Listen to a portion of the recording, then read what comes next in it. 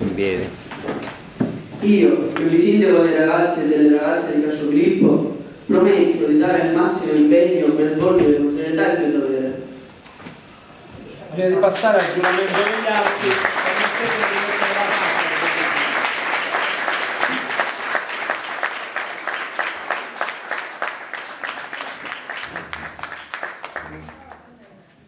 Contrario. Speriamo che è la misura giusta.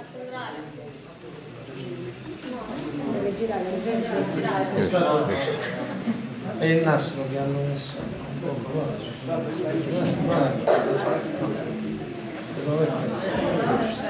non è che hanno messo il nastro.